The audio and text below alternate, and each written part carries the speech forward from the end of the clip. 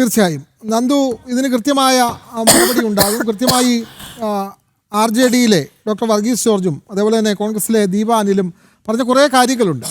ഇത് ഒരു പരീക്ഷയിൽ പ്രശ്നങ്ങൾ വരുമ്പോൾ സ്വാഭാവികമായും മന്ത്രിക്കെതിരെയാണ് ആക്ഷേപം വരുന്നത്. അപ്പോൾ മന്ത്രിക്കെതിരെ പ്രതിഷേധങ്ങളുണ്ടാകും. ഈ സമരങ്ങൾ നടത്തുന്നവരുടെ ബാക്ക്ഗ്രൗണ്ട് അന്വേഷിക്കേണ്ട കാര്യമുണ്ടോ?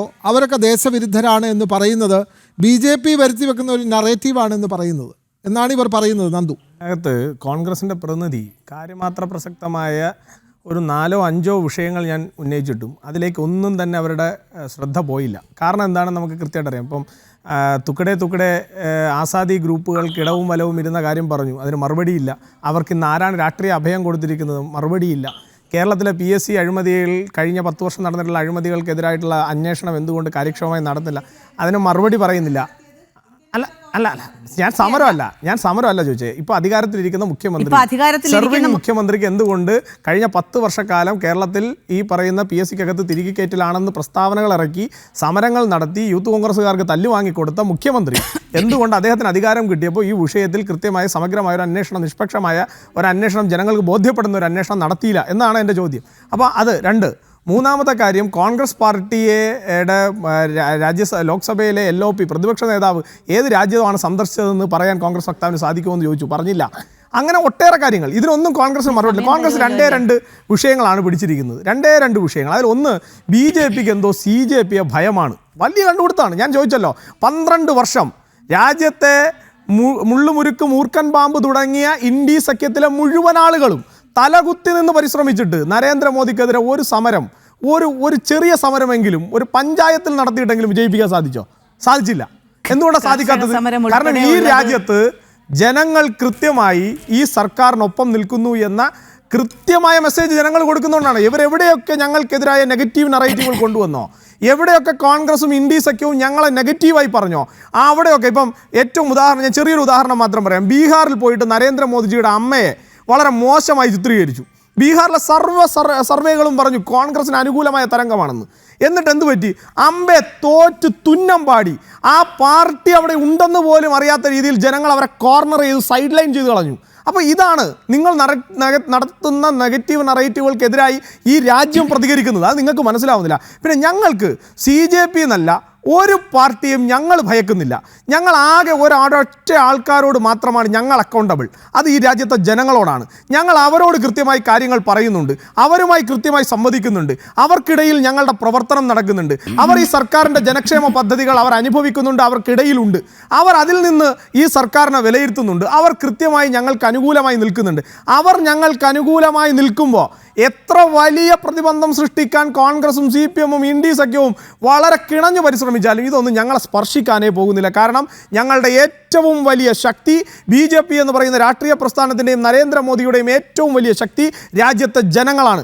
അവർ ഞങ്ങൾക്കൊപ്പം നിൽക്കുമ്പോൾ നിങ്ങൾക്കൊരു ചുക്കും ഞങ്ങളെ ചെയ്യാൻ സാധിക്കില്ല എന്ന കൃത്യമായ ബോധ്യം ഞങ്ങൾക്കുണ്ട്. ഇനി രണ്ടാമത്തെ കാര്യം, ഇവർ പറയുന്നത് നീറ്റ് പരീക്ഷയുമായി ബന്ധപ്പെട്ട് എന്തുകൊണ്ട് ഞങ്ങൾ, ഇപ്പോൾ അത് വർഗീസ് സാറും പറഞ്ഞു, ഞങ്ങൾ എന്തുകൊണ്ട് ഡയലോഗ് ചെയ്യുന്നില്ല. ഞാൻ പറഞ്ഞല്ലോ, ഞാൻ ആ സാഹചര്യം പറഞ്ഞു. ഈ വിഷയം നടന്ന് ഇത് പരിഹരിക്കപ്പെട്ടതിന് ശേഷമാണ് CJP രൂപം കൊള്ളുന്നത് തന്നെ.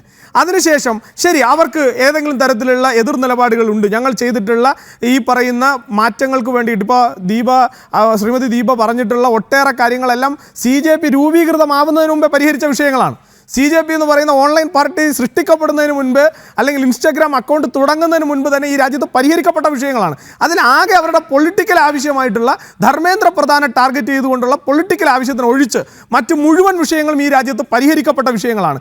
അതിനെതിരെ കൃത്യമായിട്ടുള്ള അന്വേഷണം നടക്കുന്നു. ശ്രീ വർഗീസ് സാർ തന്നെ പറഞ്ഞു, കൃത്യമായ അറസ്റ്റുകൾ നടന്നിട്ടുണ്ട്. അപ്പോൾ ഇതെല്ലാം നടന്നു.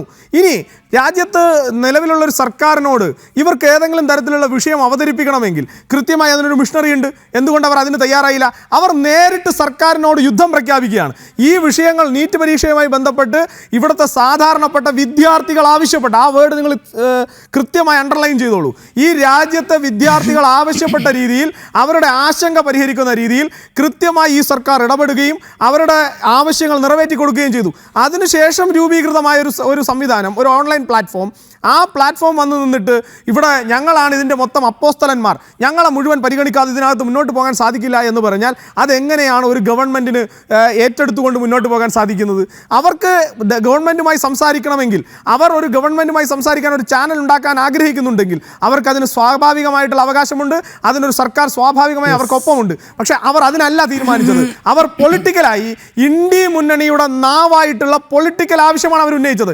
അവിടെയാണ് ഞങ്ങൾ കൃത്യമായി അവരെ പൊളിറ്റിക്കലായി അവരെ എതിർക്കുന്നത്. നിങ്ങൾ നോക്കൂ, ഞങ്ങൾ ഈ കാര്യത്തിൽ ഇപ്പോൾ അദ്ദേഹം പറഞ്ഞു ഒരു തരത്തിലുള്ള ആശയങ്ങളും ഉണ്ടാവണമെന്നില്ല.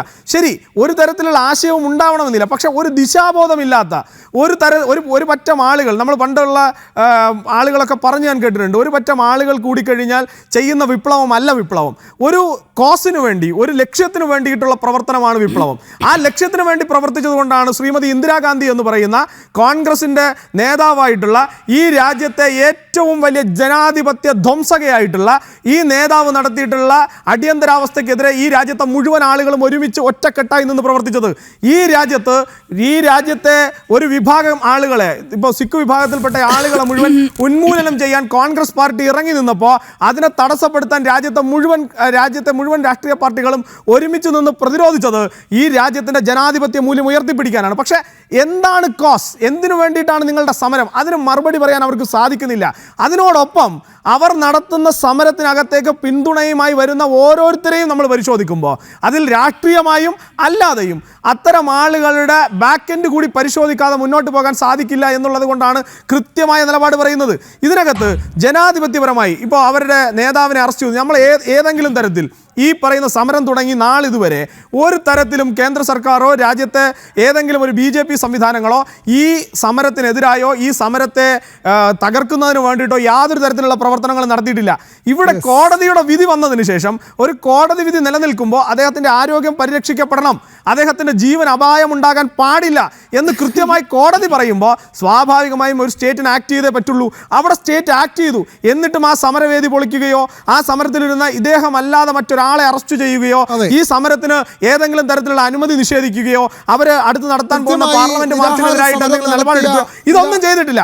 ജനാധിപത്യപരമായി എതിർ ശബ്ദങ്ങളെ കേൾക്കാനുള്ള രാഷ്ട്രീയം BJPക്ക് ഉണ്ട് എന്നുള്ളത് പോലെ തന്നെ ഈ രാഷ്ട്രത്തിന്റെ അഖണ്ഡതയും പരമാധികാരവും സംരക്ഷിക്കപ്പെടുകയും ഈ രാഷ്ട്രത്തെ നീതി നിർവഹണ സംവിധാനങ്ങളെ സംരക്ഷിച്ചു പിടിക്കുകയും ഈ രാജ്യത്തെ ജനാധിപത്യത്തെ ഉയർത്തിപ്പിടിക്കുകയും ചെയ്യേണ്ടത് ഞങ്ങളുടെ കൂടി ആവശ്യമാണ്, അത് ഞങ്ങളുടെ കൂടി ബാധ്യതയാണ്.